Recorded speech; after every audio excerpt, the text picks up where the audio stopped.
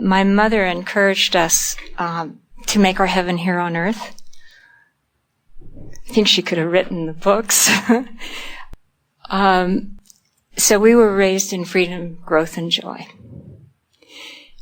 I remember my dad saying that, sure, there are pearly gates and golden stairs, but if they're not going to serve fried chicken, what's the incentive in going there? So what I'm wondering is, if I'm going to give up my sculpting and painting and inventing and all the excitement of everyday life, which I love already, what I need is a really persuasive commercial on why I want to go into the non-physical.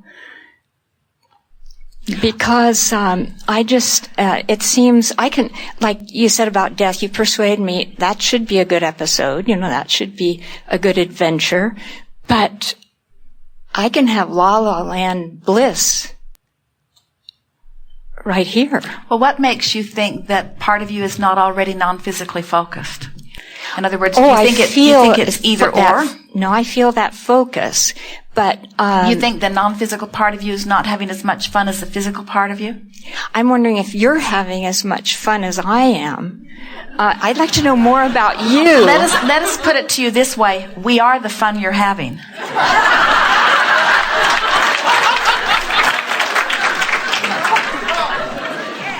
In other words, as Esther says often, we are the party looking for a place to happen. And when you allow yourself vibrational alignment, then you describe your life in the way that you have described it here.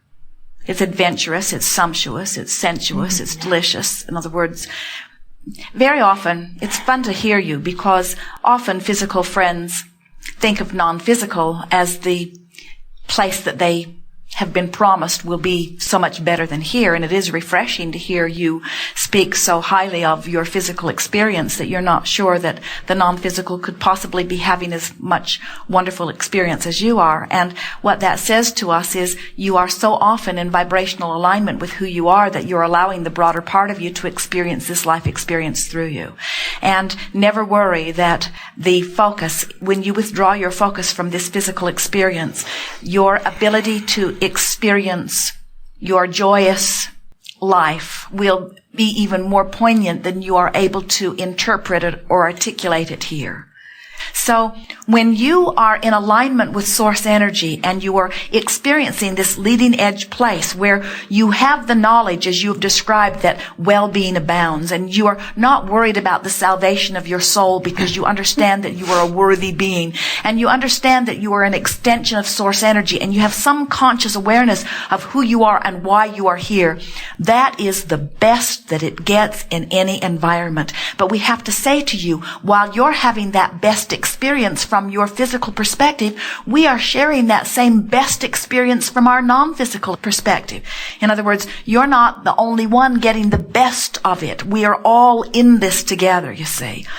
So what we've noticed about those like you and those like us who are leading edge teachers is that there is nothing in all of the universe more exhilarating than to be physically focused with a new idea that is summoning source through, coupled with the knowledge that we can continuously bring ourselves into alignment with that which we're asking for.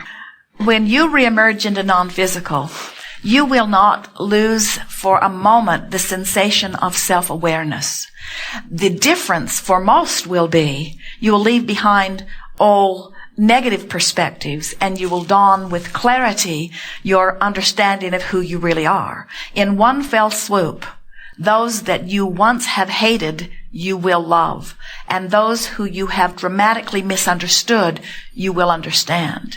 And those questions that you have been seeking answers to, that you have been holding yourself apart from the answer of, you will know the answers. The sensation of realization is the most dramatic sensation that you experience. You are mind and you are consciousness, as we've been describing you here today, You are vibration. That's who you are. And in your determination to see yourself as this physical person who paints and sculpts, we want you to also try to see yourself as this person who feels the joy of painting and feels the thrill of sculpting, because the feeling behind all of those things that you want to do is the reason you do them, and the feeling behind them will never leave you. Oh. So in non-physical, we don't have to do stuff to feel stuff. So where in the physical, you often feel like you have to do stuff in order to feel stuff. But it is our promise to you that you will feel as good in the not doing of stuff as you do in the doing of stuff. Like a perpetual high. When Esther visited with her father in the immediate weeks following his transition, it was fun for her to listen to his continuing, evolving explanation of where he was. And Esther knew from her experience with us that he was having the experience of releasing his perspective of how it was and regaining his perspective of how it is. In other words, she could feel, he said to her very clearly, Esther, I can hardly believe this. There are streets here. There are trees here. There is even furniture here. And Esther said, I suppose we are all always vibrationally interpreting our environment to whatever it is we want to see. Oh, okay. So non-physical is not void of what you would call this physical stuff, because this physical stuff is interpreted vibration too. So that which you are calling non-physical, that you are right now in an uncomfortable way, preferring to see a little bit like a nebulous blob of nothing, is far from that. Does it make sense to you that you could be source energy that has the ability to extend itself into this leading edge place and be able to define life in this dramatic leading edge tangible way that you live it, and then would withdraw into something less than that? That's what I could not understand. Of course not. Of course not. You cannot become less than you be, you see. It is an enhanced experience. Well, I'm curious also about the family clusters you spoke of, or the kind of magnetic attraction, or what you can interpret just through energy rather than physical. The law of attraction is always sorting all of that out. Jerry and Esther were reading the Seth material, and Seth spoke of families of consciousness. And so when Esther and Jerry made this verbal connection with us, they badgered us relentlessly, wanting us to proclaim this person of their family or that person not of their family. And it wasn't until we said, they're all in your family, that they left us alone about that. And the reason that we were not too eager to talk about families of consciousness is because it becomes just another thing that physicals do to try to exclude the unwanted from their club, you see. But I remember the tape about John Adams and how visiting Esther and Jerry and how all of a sudden they related. It felt like, ooh. When they stood before the statue of Samuel Adams. Oh, was it Samuel? Okay. Tracy and Esther and Jerry all proclaimed at once, I was Samuel Adams. Oh, they were going to Boston, and we were teasing Esther because she was thinking, as so many people are thinking, that there is this linear transference of passing off the baton from physical life to physical life. And we were wanting to broaden her awareness to understand that this soul is a stream of consciousness. It's a stream of understanding. You see yourselves in these physical bodies, and you think that there must be non-physical clumps somewhere to match the physical clumps. And we want you to understand that it is a stream. It is a wireless stream of consciousness that reaches all of you. And so as they were landing in Boston, we said to Esther, you will like it here. You have had physical experience here. And then Esther announced to Jerry and Tracy, oh, I was here. And we said, all of you. And Esther said, oh, we were all here.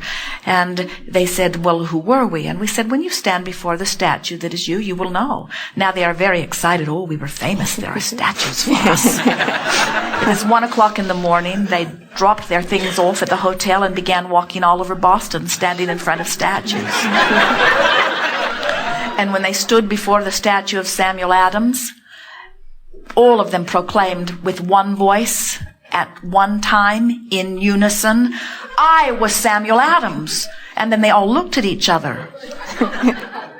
No, not you, me. Not you, me. All equally sure that they had felt and heard correctly.